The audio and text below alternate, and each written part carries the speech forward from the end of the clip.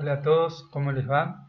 En esta ocasión vamos a presentar un tema que es muy interesante para poder dar cuenta de algunos fenómenos que vienen ocurriendo en la economía argentina en los últimos años y poder entender a veces cuando nos hablan o escuchamos en los distintos medios que se dice que la economía argentina tiene déficit fiscal o déficit de cuenta corriente. Bueno, la idea un poco de este video es realizar un acercamiento a comprender qué quiere decir cada uno de esos términos que nosotros escuchamos y con qué están relacionados.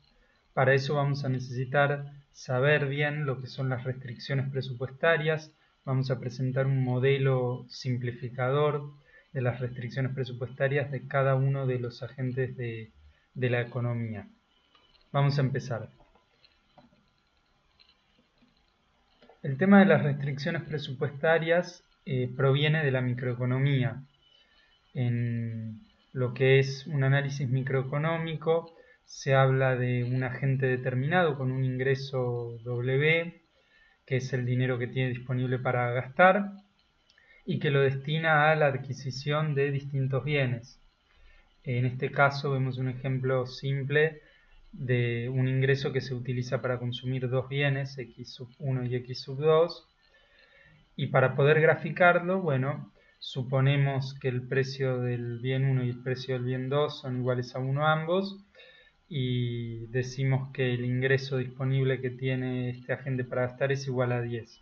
Con eso podemos graficar las distintas combinaciones de X1 y X2 que son asequibles para este agente a través de esta recta que se denomina restricción presupuestaria del agente.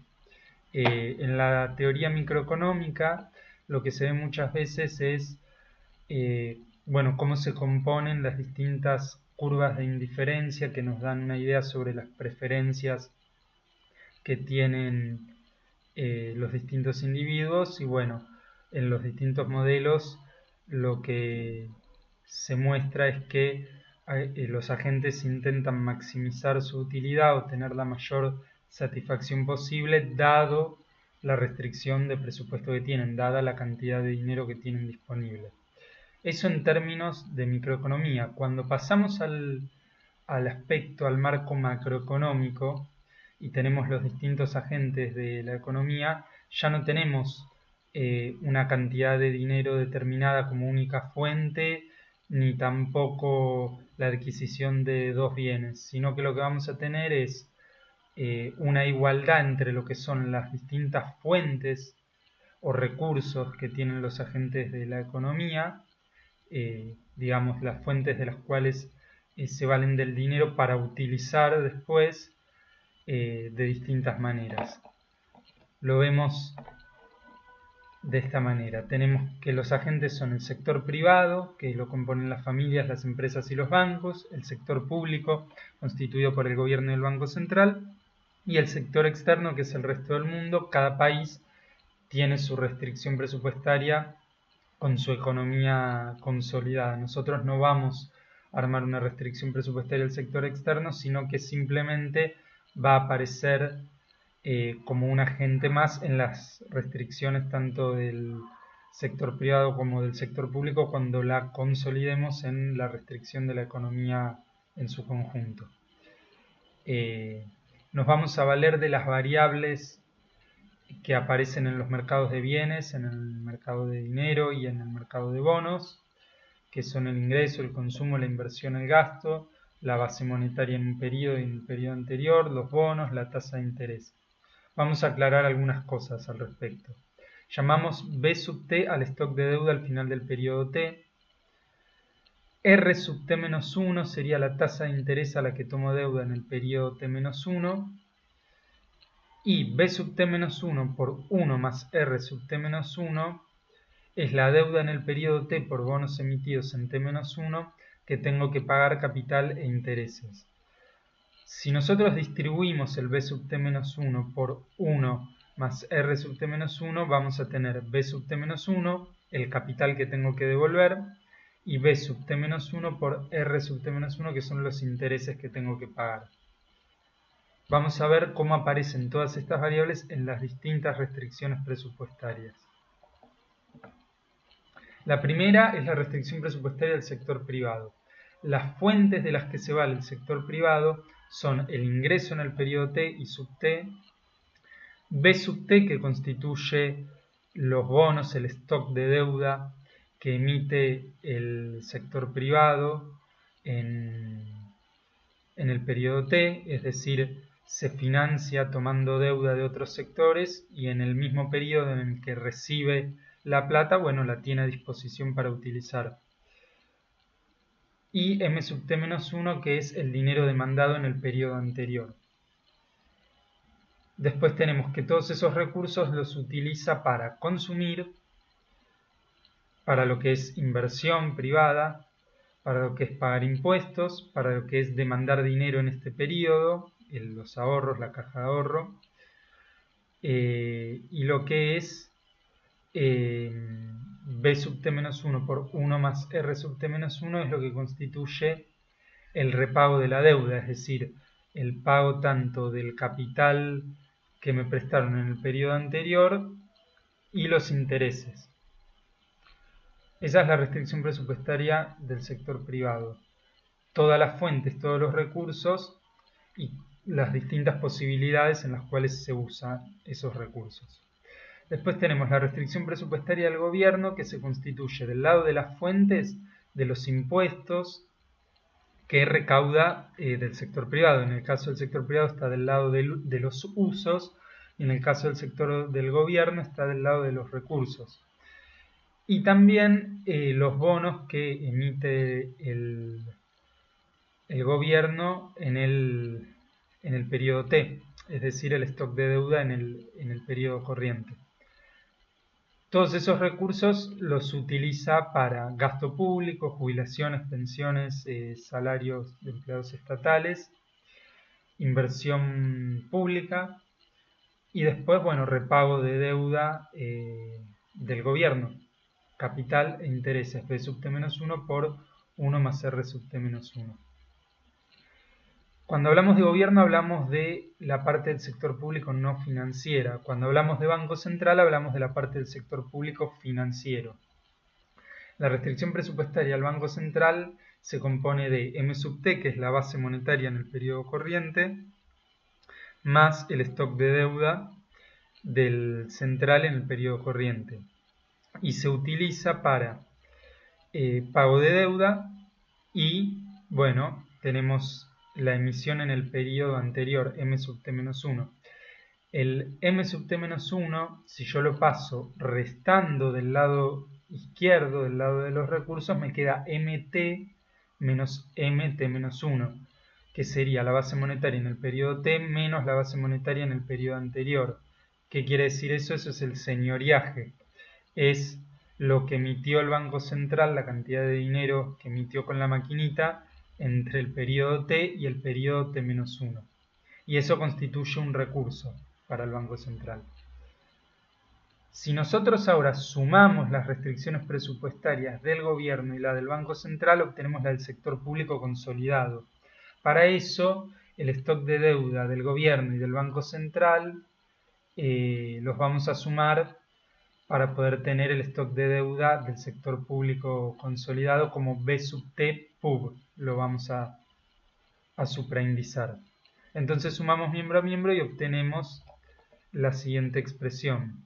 Tenemos que los recursos del sector público son los impuestos más los bonos en el periodo corriente más la base monetaria y que los usos son el gasto público, la inversión pública, el pago de intereses por deuda pública, el pago de intereses y capital, el repago de deuda que se tomó en el periodo anterior y, bueno, la base monetaria del periodo anterior o la demanda de dinero en M sub T-1. Ordenamos las variables, lo único que vamos a hacer ahora es despejes simplemente para poder ordenar esta expresión, para poder tenerla de una manera que nos permita analizar los distintos términos que la componen y poder sacar conclusiones.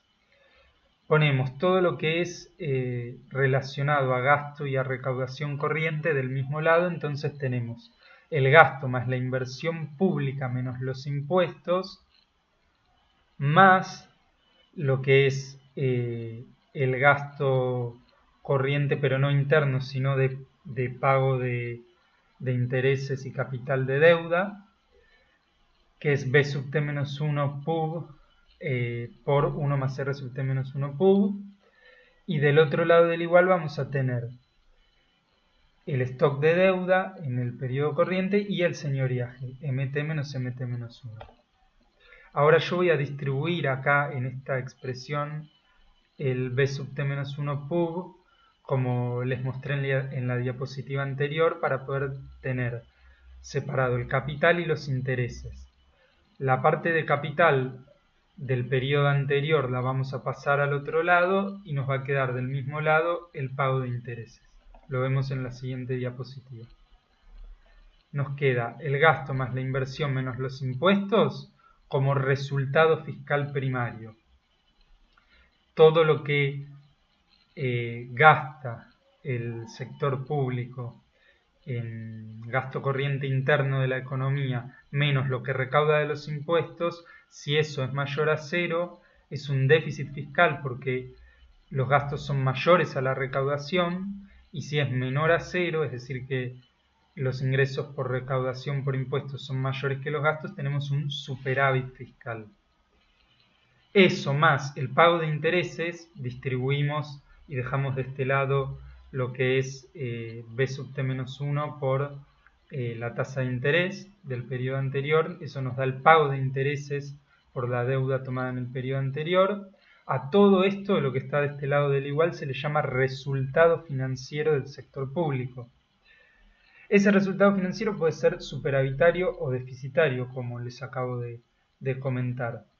¿Y cómo se financia ese resultado financiero? Bueno, del otro lado del igual pasamos el b sub t menos 1 que habíamos distribuido, que estaba sumando, lo pasamos restando y me queda el stock de deuda en el periodo corriente menos el stock de deuda en el periodo anterior. Si yo tengo más stock de deuda en este periodo que en el periodo anterior, significa que mi stock de deuda se incrementó, que tomé más deuda.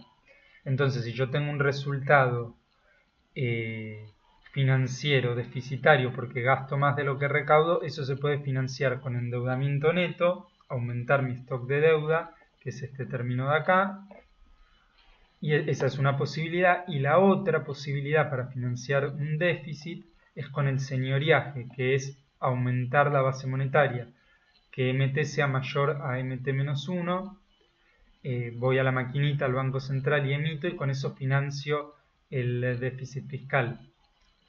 En el caso de que tuviéramos superávit fiscal, de que la recaudación sea mayor a los gastos, bueno, podríamos reducir el stock de deuda, disminuir el endeudamiento neto, por ejemplo.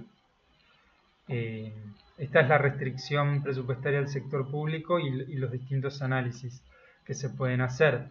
Ustedes habrán escuchado que la economía argentina, por lo general, por su estructura, casi siempre lleva lo que se denomina un déficit fiscal, es decir, que gasta más de lo que recauda. De eso se habla mucho en los medios como un problema que lleva varios años en la Argentina. Bueno, se refieren a esto. Viendo la contabilidad nacional, las restricciones presupuestarias, se observa que G más I, que el gasto más la inversión, supera a la recaudación impositiva por bastantes puntos del PBI, y eso genera, bueno, un agujero fiscal importante que se estuvo financiando de distintas maneras durante el gobierno kirchnerista con emisión, ahora en la gestión de Cambiemos con endeudamiento. Pero bueno, todo eso sale de acá, digamos, lo podemos visualizar en este marco teórico. Ahora lo que vamos a hacer para obtener una expresión de una restricción presupuestaria de la economía en su conjunto es agarrar esta restricción presupuestaria del sector público y sumarla a la primera de todas. La vamos a juntar con la del sector privado. Sector público más sector privado nos va a dar la de la economía en su conjunto respecto al sector externo. Cómo nos relacionamos con el resto del mundo en cuanto a intercambio de bienes, de servicios financieros, etc. Para eso lo que hacemos es sumar el stock de deuda privado que habíamos llamado B sub T sin ningún tipo de supraíndice con el stock de deuda del sector público B sub T pub y lo vamos a llamar B sub TE de la economía en su conjunto, el stock de deuda de la economía. Y vamos a suponer que la tasa de interés a la que se endeuda el sector privado y la tasa de interés a la que se endeuda el sector público son iguales y la vamos a llamar R supra E, que es la tasa de interés a la que se endeuda la economía en su conjunto. Vamos a ver cómo queda la restricción. Bueno, sumando las dos restricciones y ordenando, hagan el pasaje de términos correspondiente. M sub t y m sub t menos 1 desaparecen de las dos restricciones. Después háganlo y van a poder llegar, sumando esas dos restricciones, a esta expresión que tenemos acá. Les va a quedar I sub t menos el consumo, menos la inversión pública y privada, menos el gasto, el ingreso menos todos los gastos corrientes, a todo eso se le llama absorción interna, el consumo, la inversión y el gasto. El ingreso menos la absorción interna constituye lo que se denomina balanza comercial. La balanza comercial, si nosotros vemos en la contabilidad nacional, sabemos que el ingreso es igual al consumo más la inversión más el gasto más las expo menos las impo. Si yo al ingreso, como estoy haciendo acá, le resto el consumo, la inversión y el gasto, me queda las expo menos las impo. A las expo menos las impo se le denomina la balanza comercial. Si las expo son mayores que las impo, si lo que recauda el país en dólares por sus ventas al exterior supera a los gastos que realiza por compras de bienes al exterior, entonces tenemos un superávit comercial. Le estamos vendiendo más al resto del mundo que lo que le demandamos. Si en cambio las importaciones son mayores a las exportaciones, tenemos un déficit de balanza comercial.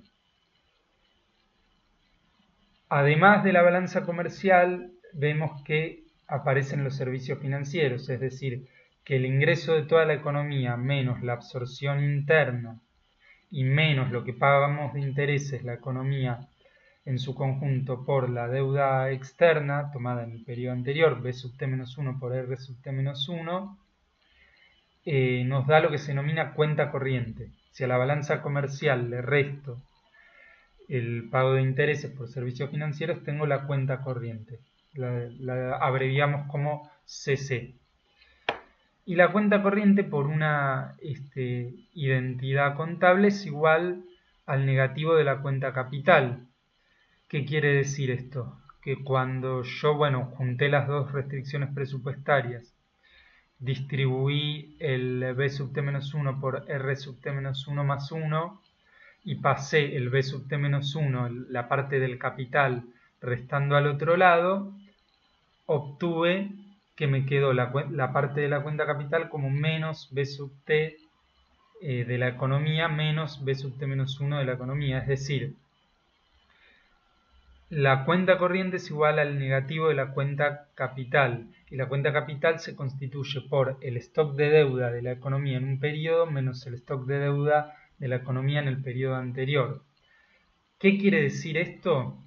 Que si nosotros tenemos un superávit de cuenta corriente, porque tenemos más ingresos corrientes que gastos corrientes, nos sobra plata, como la cuenta corriente es igual al negativo de la cuenta capital, si tenemos un valor positivo, un valor mayor a 0 del lado de la cuenta corriente, del lado de la cuenta de capital lo que vamos a tener es que el stock de deuda en el periodo anterior va a ser mayor al stock de deuda en el periodo actual. B sub t menos 1 va a ser mayor a B sub t.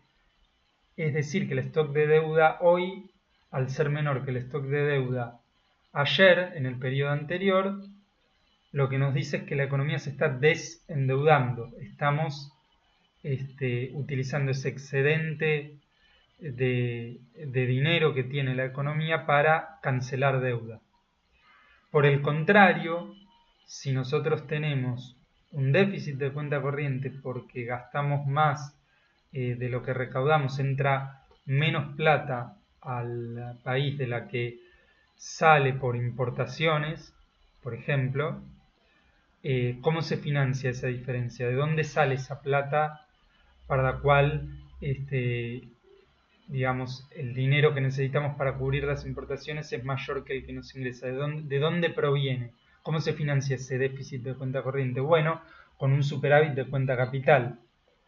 Quiere decir que nos estamos endeudando, que el stock de deuda en el periodo T va a ser mayor al stock de deuda en el periodo anterior. Entonces ingresan capitales a la economía y con ese endeudamiento financiamos el déficit de cuenta corriente. ¿Qué pasó en la economía argentina en los últimos años? Vemos una economía argentina que tenía un déficit de cuenta corriente muy importante porque con la apertura económica que propuso este gobierno que llevó adelante la gestión de Cambiemos, ingresaron capitales a la Argentina.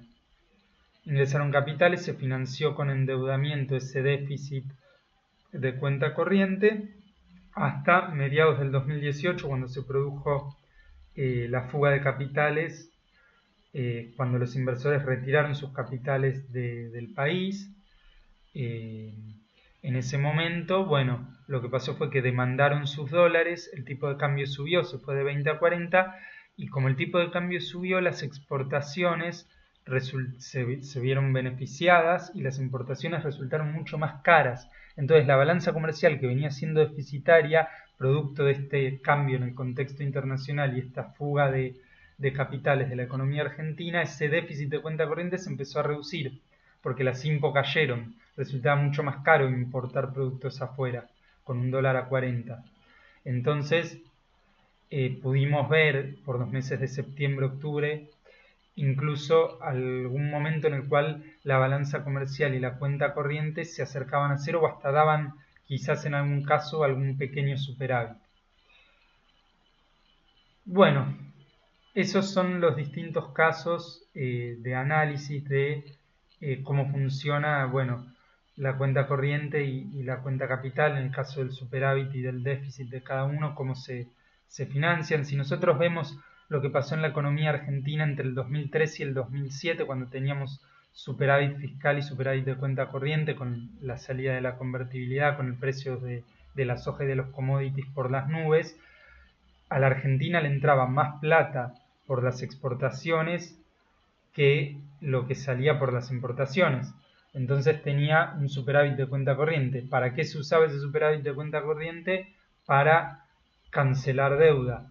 Teníamos un superávit de cuenta corriente que nos permitió llevar adelante el proceso de desendeudamiento, del pago a los inversores durante los años del primer gobierno kirchnerista. Eso se pudo llevar adelante porque en ese momento la economía argentina tenía los famosos superávit gemelos, superávit fiscal y superávit de cuenta corriente.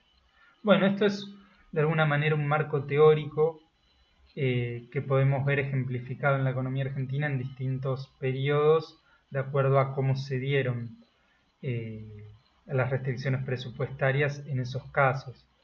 Lo vamos a seguir utilizando todo esto y vamos a hablar en los próximos videos sobre algunos modelos que desarrollan qué podría pasar con la economía argentina en este contexto en el cual se encuentra, valiéndonos de las restricciones presupuestarias para justificar o explicar eso que estamos suponiendo, qué es lo que podría pasar.